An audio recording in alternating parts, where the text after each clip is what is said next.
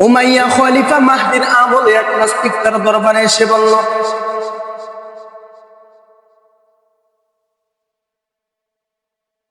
আমি আল্লাহকে বিশ্বাস করি না, আল্লাহ বলতে কিছুই নেই, এই দুনিয়া নিজে নিজেই সৃষ্টি হয়ে গেছে, এই দুনিয়া নিজে নিজেই চলছে, মানুষ জন্মগ্রহণ করছে, মৃত্যুবরণ করছে, এসবই প্রকৃতির নীলাখেলা। ওই নাস্তিক মুসলমানদের উপর চ্যালেঞ্জ করলেন, কেউ পারলে প্রমাণ করুক যে আল্লাহ আছেন। বড় কঠিন মাসআলা, কে নাস্তিকের চ্যালেঞ্জ মোকাবেলা করবে? খলিফা চিন্তিত হয়ে পড়লেন, কি করবে? অবশেষে তিনি সে জামানার সবচেয়ে বড় আলেম আবু হানিফা রাহমাতুল্লাহি আলাইহি রাজ দরবারে তলব করলেন। ইমাম আবু হানিফা রাহমাতুল্লাহি আলাইহি বাগদাদ শহরে দজলা নদীর এক প্রান্তে বাস করতেন, আর রাজদরবার ছিল অপর প্রান্তে। রাতের বেলা খলিফার দুধ এসে বলল, হযরত, খলিফার দরবারে এক নাস্তিক এসে আল্লাহর অস্তিত্বকে অস্বীকার করছে। সে বলছে আল্লাহ বলতে কিছুই নেই। তারে চ্যালেঞ্জ মোকাবেলায় খলিফা আপনাকে ডেকেছেন। তিনি বললেন, তুমি যাও, আমি আসবো।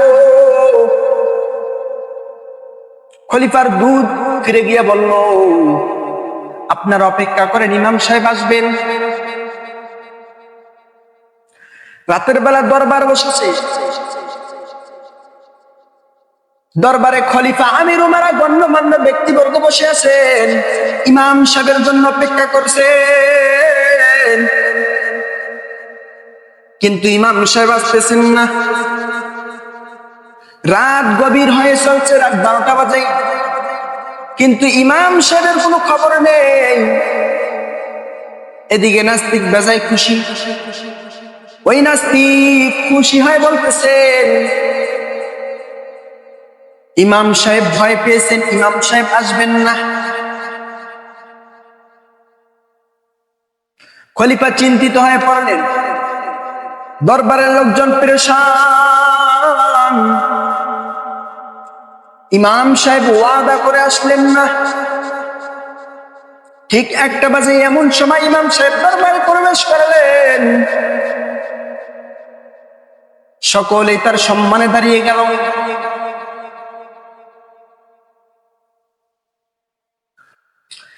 খলিফা অত্যন্ত আদবের সঙ্গে ইমাম সাহেবকে জিজ্ঞাসা করছেন, হযরত, আপনি এত দেরি কেন করলেন? রাত 8টা বাজে সংবাদ পাঠালাম, আপনি এখন রাত 1টা বাজে আসলেন।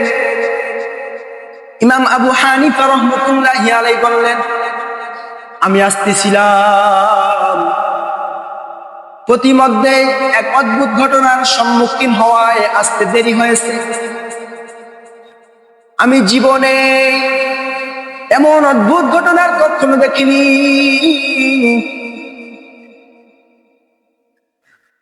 খলিফা বললেন, হযরত, ঘটনা কি?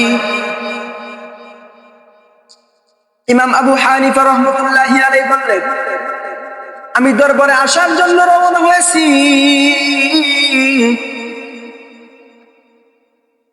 অন্ধকার রাত, মাঝে দজলা নদী, নদীর পাড়ে এসে দেখি নৌকা নাই, মাঝি নাই। অপেক্ষার পর অপেক্ষা করেছিলাম, কিন্তু নদী পার হওয়ার কোনো ব্যবস্থা পেলাম না, পেরেশান হয়ে দাঁড়িয়ে রইলাম। হঠাৎ দেখলাম নদীর মাঝখান থেকে গাছ কেটে কেটে নিজে নিজেই নৌকা তৈরি হয়ে গেল। সেই নৌকা নিজে নিজেই চলতে শুরু করলো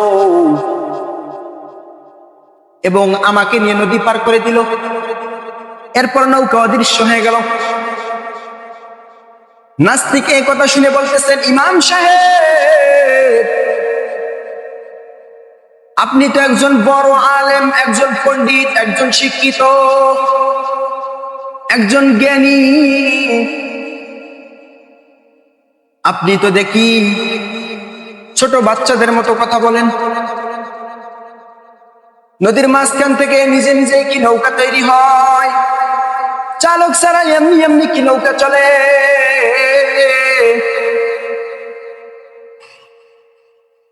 আবার নৌকা অদৃশ্য হয়ে যায়।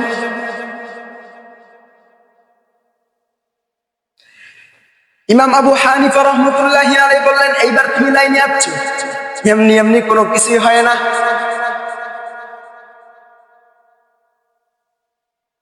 এমনি এমনি নৌকা চলে না। ছোট্ট নৌকা যদি নিজে নিজেই তৈরি হতে পারে, চালক ব্যতীত চলতে না পারে, এই বিশাল পৃথিবী,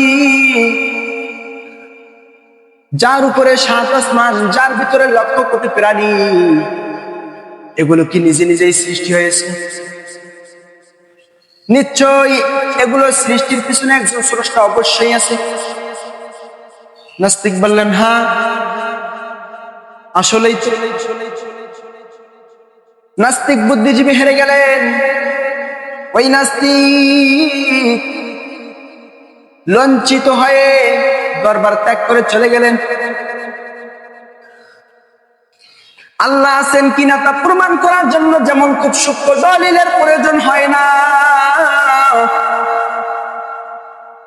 তেমনি সূক্ষ্ম জ্ঞানের অধিকারী দর্শনিক হওয়ারও প্রয়োজন পড়ে না। বরং স্বাভাবিক সুস্থ মস্তিষ্ককে একটু চিন্তা করলে আল্লাহকে চিনা যায়। সৃষ্টির প্রতি একটু দৃষ্টি দিলেই আল্লাহর অস্তিত্ব মিলে যায়। ইমাম শাফি রহমতুল্লাহি আলাইহি একজন জিজ্ঞাসা করেছিলেন, হযরত, আপনি আল্লাহকে কিভাবে চিনলেন? ইমাম শাফি রহমতুল্লাহি আলাইহি বললেন, আমি আল্লাহকে তুত গাছের পাতা থেকে চিনতে পেরেছি। এভাবে তুত গাছের পাতা যদি গরু ছাগলে খায়, গোবরে পরিণত হয়। হরিণ খেলে কুস্তুরি, মৃগ নাভি বা কুস্তুরি তৈরি হয়। আর রেশম পোকায় খেলে রেশম হয়ে বের হয়। এটা ওই পাতার নির্দিষ্ট গুণ বা স্বভাব নয়। ওই পাতা আর তার গাছ যিনি সৃষ্টি করেছেন, তার নির্দেশেই এক বস্তু থেকে এত কিছু। তাই কেউ যদি আল্লাহকে চিনতে চায়, একটা গাছের পাতার মধ্যেও তাকে খুঁজে পাওয়া যায়।